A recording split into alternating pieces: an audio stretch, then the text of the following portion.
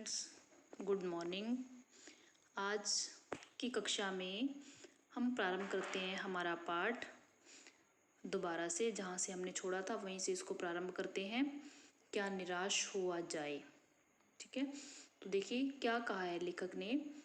हुआ यह है कि इस देश के कोटि कोटि दरिद्र जनों की हीन अवस्था को दूर करने के लिए ऐसे अनेक कायदे कानून बनाए गए हैं जो कृषि, उद्योग, वाणिज्य, शिक्षा और स्वास्थ्य की स्थिति को अधिक उन्नत और सुचारू बनाने के लक्ष्य से प्रेरित हैं।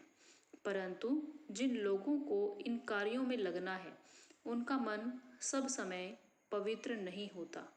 प्राय वे ही लक्ष्य को भूल जाते हैं और अपनी ही सुख सुविधा की ओर ज्यादा ध्यान देने लगते हैं। अब देखिए कहा क्या है यहाँ पर कि इस देश के कोटि कोटि दरिद्र जनों की हीन अवस्था को दूर करने के लिए कायदे कानून बनाए जाते हैं। ठीक है, हमारी सरकारें क्या करती हैं कि देश में जो गरीब लोग हैं उनकी उस गरीबी को दूर करने के लिए, उनकी हालत को सुधारने के लिए, अवस्था मतलब हालत, उनकी उस हालत को सुधारने के लिए अनेक कायदे कानून बनाते हैं। ठीक है, और कृषि, उद्योग और वाणिज्य, शिक्षा और स्वास्थ्य की स्थिति को और अधिक अच्छा बनाने के लिए, उन्नत मतलब और अधिक अच्छा, सुचारू यानी अच्छी तरीके से वो चलती रहे, इसके लक्ष्य जो हैं वो बनाए जाते हैं। इसके लिए वो कानून प्रेरित होते हैं।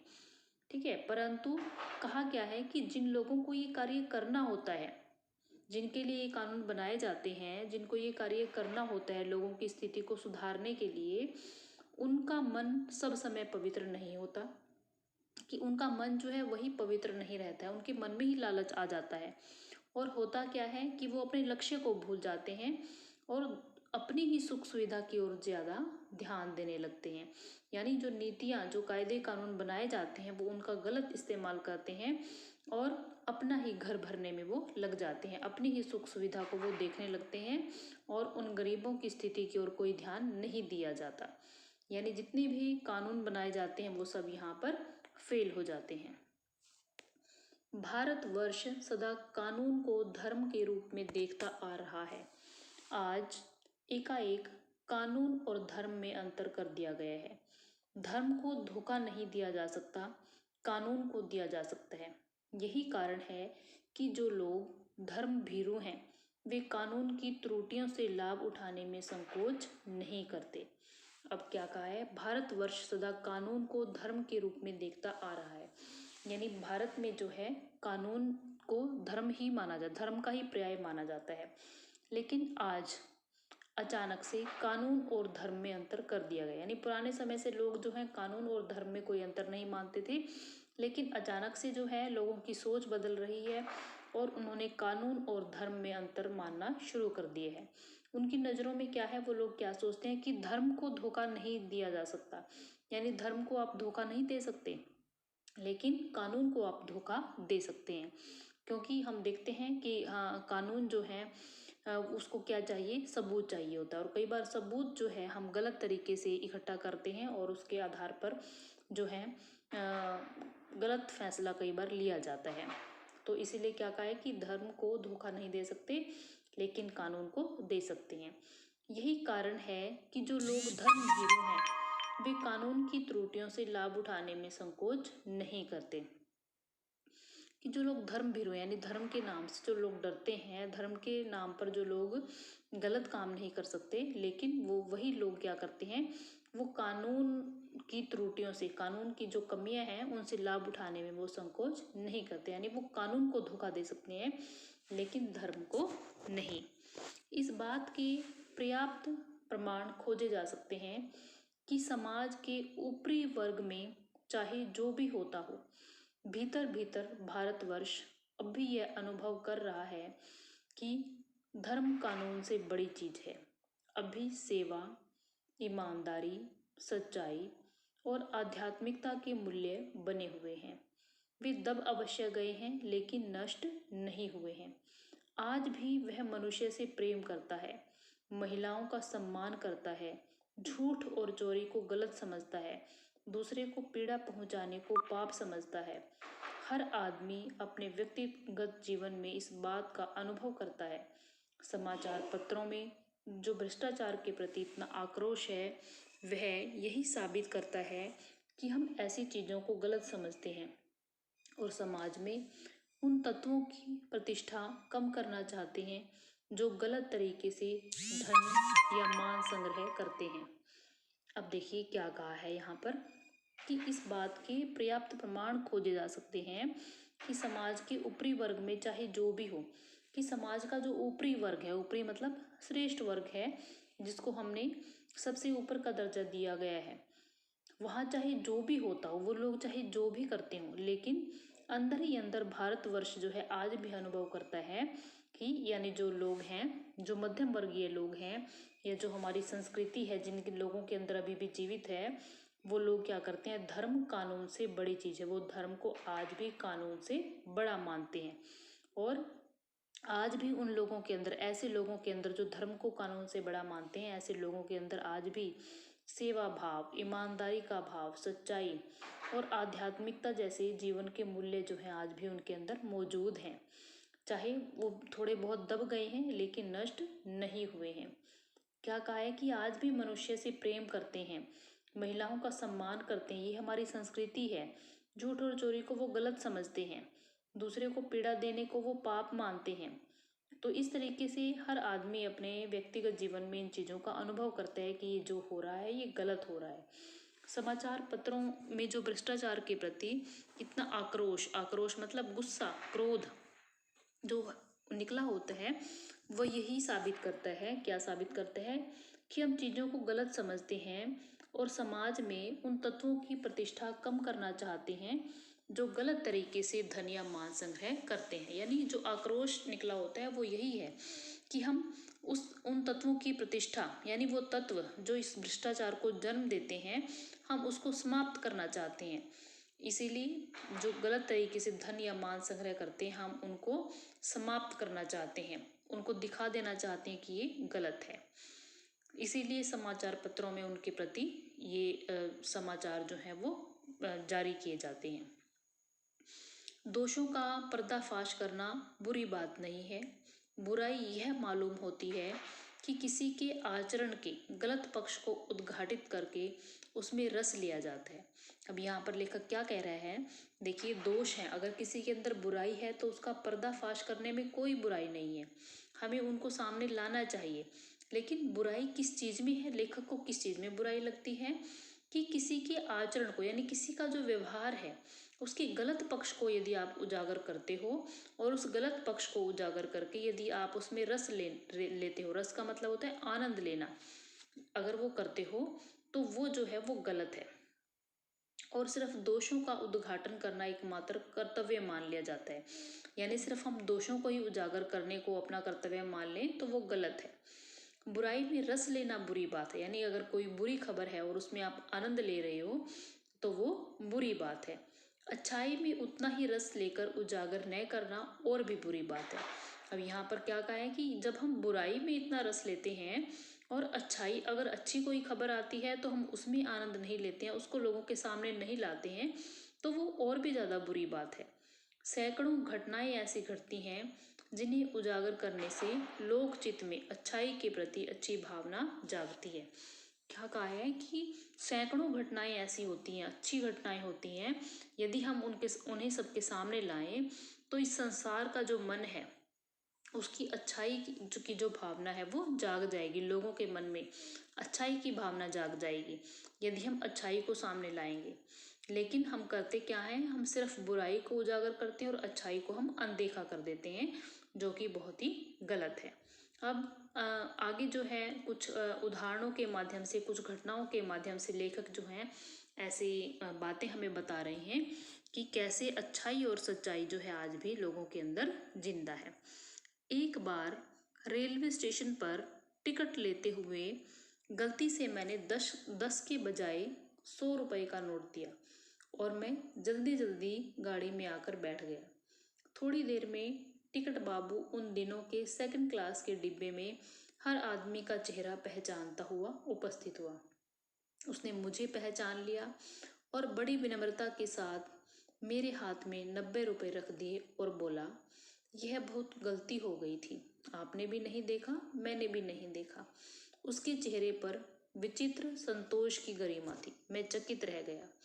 कैसे कहूँ कि दुनिया से सच्चाई और ईमानदारी लुप्त हो गई है।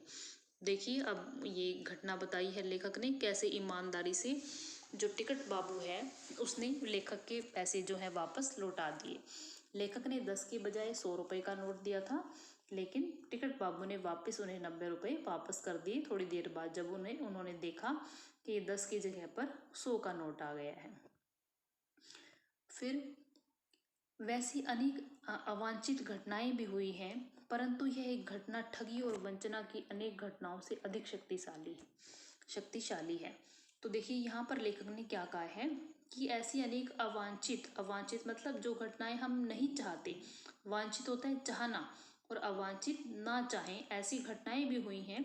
लेकिन ये एक घटना कैसी है, ठगी से दूर, वंचना की अनेक घटनाओं से ज़्यादा शक्तिशाली है। अब क्या कहा है लेखक ने, एक और घटना बताई है। कौन सी? एक बार मैं बस में यात्रा कर रहा था।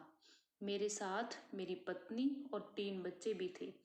बस में कुछ खराबी थी, रुक रुक कर चलती थी। गंतव्य से कोई 8 किलोमीटर पहले ही एक निर्जन सुनसान स्थान में बस ने जवाब दे दिया। रात के कोई 10 बजे होंगे। बस में यात्री घबरा गए। कंडक्टर उतर गया और एक साइकिल लेकर चलता बना। लोगों को संदेह हो गया कि हमें धोखा दिया जा रहा है। बस में बैठे बैठे लोगों ने तरह तरह की बातें शुरू कर दी। किसी ने कहा, यहाँ डकैती होती है। 2 दिन पहले इसी तरह एक बस को लूटा गया था। परिवार सहित अकेला मैं ही था। बच्चे पानी पानी चिल्ला रहे थे। पानी का कहीं ठिकाना न था। ऊपर से आदमियों का डर समा गया था। कुछ नौजवानों ने ड्राइवर को पकड़कर मारने पीटने का हिसाब बनाया। ड्राइवर के चेहरे पर हवाइयाँ उड़ने लगी। लोगों ने उसे पकड़ लिया। वह बड़े कातर ढंग से मेरी ओर देखने लगा और बोला, हम लोग बस का कोई उपाय कर रहे हैं, बचाइए, ये लोग मारेंगे। डर तो मेरे मन में था, पर उसकी कातर मुद्रा देखकर मैंने यात्रियों को समझाया कि मारना ठीक नहीं है। परंतु यात्री इतने घबरा गए कि मेरी बात सुनने को तैयार नहीं हुए। कहने लगे, इसकी बातों में मत आइए, धोखा दे रहा है। कंडक्टर को पहले ही डाकुओं के यहाँ भेज दिया गया है। मैं भी बहुत भयभीत था, पर ड्राइवर को किसी तरह मारपीट से बचाया। 1.5-2 घंटे बीत गए। मेरे बच्चे भोजन और पानी के लिए व्याकुल थे। मेरी और पत्नी की हालत बुरी थी। लोगों ने ड्राइवर को मारा तो नहीं, पर उसे बस से उतारकर एक जगह घेर कर रखा। कोई भी दुर्घटना होती तो पहले ड्राइवर को समाप्त कर देना उन्हें उचित जान पड़ा। मेरे गिड़गिड़ाने का कोई विशेष असर नहीं हुआ। इसी समय क्या देखता हूँ कि एक खाली बस चली आ रही है और उस पर हमारा बस कंडक्टर भी बैठा हुआ है। उसने आते ही कहा, अड्डे से नई बस लाया हूँ, इस पर बैठिए। वह बस चलाने लायक नहीं है। फिर मेरे पास एक लोटे में पानी और थोड़ा दूध लेकर आया और बोला, पंडित जी, बच्चों का रोना मुझसे देखा नहीं गया, वहीं दूध मिल गया तो थोड़ा लेता आया। तो देखिए, इस उदाहरण के माध्यम से भी लेखक ने क्या समझाया है कि कई बार हम ऐसी डरावनी घटनाएं, भयानक घटनाएं हम पढ़ लेते हैं, और अगर हमारे साथ थोड़ा सा भी कुछ वैसा होता है तो हमारे मन में वही आशंका जो है फिर से पनप जाती है। जैसे अगर हम चोरी डकैती की घटनाएं पढ़ते हैं, समाचार पत्रों में ऐसी अनेक घटनाएं हर रोज हमें पढ़ने को और सुनने को मिलती हैं, तो हमारे मन में भी वही विचार आने शुरू हो जाते हैं। जैसे जब बस खराब हो गई और ड्राइवर जो है, कंडक्टर जो है बस लेने गया, तो लोगों ने ड्राइवर को भी और कंडक्टर को भी, दोनों को गलत समझ लिया और उन्होंने सोचा कि अब ये हमारे साथ कोई गलत व्यवहार करने वाले हैं। तो लेखक भी जो है डर गया था, लेकिन लेखक के साथ क्योंकि उसका परिवार भी था, तो उसने लोगों को समझाने की कोशिश भी की, लेकिन लोग नहीं माने। लेकिन अंत में देखिए लेखक क्या समझाते हैं कि ड्राइवर जो है वो एक अच्छा व्यक्ति था और वो कोई बुरा व्यक्ति नहीं था, ना ही कंडक्टर बुरा व्यक्ति था। उसने लोगों की सहायता ही की, लेखक की सहायता की। उसके छोटे छोटे जो बच्चे थे उनके लिए वो पानी लाया और दूध भी लेकर आया। इस तरीके से उसने सहायता की उनकी। फिर यात्रियों में फिर जान आई। जब उन्होंने ये सब देखा कि ये अच्छा आदमी है और बस लेकर आया है दूसरी और उसमें बैठने के लिए कहा, तो फिर उनमें जान आई। सबने उसे धन्यवाद दिया, ड्राइवर से माफ़ी मांगी और 12 बजे से पहले ही सब लोग बस अड्डे पहुंच गए। ठीक है, फिर सभी लोगों को अपनी गलती का एहसास हो गया कि हम जो है ड्राइवर और कंडक्टर दोनों को ही गलत हम समझ रहे थे। तो लोगों ने को जब अपनी गलती का एहसास हुआ तो उन्होंने फिर माफ़ी मांगी। तो देखिए लेखक क्या कहते हैं फिर, कैसे कहूँ कि मनुष्यता एकदम समाप्त हो गई है, कैसे कहूँ कि लोगों में दया माया रह ही नहीं गई है। जीवन में जाने कितनी ऐसी घटनाएं हुई हैं जिन्हें मैं भूल नहीं सकता। तो इस तरीके से ये अच्छी घटनाएं लेखक के साथ हुई, तो लेखक ने उन अच्छी घटनाओं को अपने जीवन में याद रखा और बुरी घटनाओं को उसने भुला दिया। तो लेखक कहते हैं कि हमें भी ऐसे ही करना चाहिए। यदि हम अपने अंदर अच्छाई जगाना चाहते हैं तो हमें अच्छी बातों को ही याद रखना चाहिए। तो फिर देखिए क्या कहा है आगे लेखक ने, ठगा भी गया हूँ, धोखा भी खाया है, परंतु बहुत कम स्थलों पर विश्वासघात नाम की चीज मिलती है। केवल उन्हीं बातों का हिसाब रखो जिनमें धोखा खाया है, तो जीवन कष्टकर हो जाएगा। परंतु ऐसी घटनाएं भी बहुत कम नहीं हैं जब लोगों ने अकारण सहायता की है। तो देखिए यहाँ भी लेखक क्या कहते हैं कि ऐसा नहीं है कि मैं लोगों के द्वारा ठगा नहीं गया हूँ या मुझे धोखा नहीं दिया है, मेरे साथ विश्वासघात नहीं हुआ है। परंतु लेखक क्या कहते हैं कि यदि मैं सिर्फ उन्हीं चीज़ों का हिसाब रखूं, धोखों का, ठगी का, यदि उनका ही मैं हिसाब रखूंगा जीवन में, तो जीवन मेरे लिए कष्टदायक हो जाएगा, मुझे कष्ट देने वाला हो जाएगा, दुख होगा, जीवन में पीड़ा होगी और ऐसे में जीवन जो है कठिन लगने लगेगा। परंतु लेखक क्या कहते हैं कि ऐसी भी बहुत घटनाएं हैं, ऐसी भी घटनाएं कम नहीं है जब बिना किसी कारण लोगों ने मेरी सहायता की है, निराश मन को ढांढस दिया है। ढांढस मतलब तसल्ली देना, धीरज बंधाना और हिम्मत बंधाई है। कविवर रविंद्रनाथ ठाकुर ने अपने प्रार्थना गीत में भगवान से प्रार्थना की थी कि संसार में केवल नुकसान ही उठाना पड़े, धोखा ही खाना पड़े, तो ऐसे अवसरों पर भी हे प्रभु मुझे ऐसी शक्ति दो कि मैं तुम्हारे ऊपर संदेह ना करूं। मनुष्य की बनाई विधियां गलत नतीजे तक पहुंच रही हैं, तो इन्हें बदलना होगा। वस्तुतः आए दिन इन्हें बदला ही जा रहा है, लेकिन अब भी आशा की ज्योति बुझी नहीं है। महान भारतवर्ष को पाने की संभावना बनी हुई है, बनी रहेगी। मेरे मन निराश होने की जरूरत नहीं है। तो देखिए अंत में हजारी प्रसाद द्विवेदी जो हैं क्या कहते हैं कि चाहे हमें धोखा खाना पड़े, नुकसान ही उठाना पड़े जीवन में, लेकिन हमें फिर भी अपना विश्वास जो है वो डगमगाने नहीं देना है। हमने विश्वास जो है वो हमें अपना बनाए रखना है, हमें ईश्वर पर अपना विश्वास बनाए रखना है। क्या कहा है कि मनुष्य की बनाई विधियां जो है वो गलत नतीजे तक पहुंच रही हैं, तो इन्हें बदलना होगा। ठीक है, जो विधियां बनाई गई हैं उन्हें हमें बदलना होगा और कुछ नीतियों को आए दिन बदला भी जा रहा है, लेकिन जो आशा है अभी भी लेखक की वो बनी हुई है, बुझी नहीं है। और ऐसे ही हमें भी अपनी आशा उम्मीद जो है बनाए रखनी है, तभी हमारा भारतवर्ष जो है फिर से महान कहलाएगा।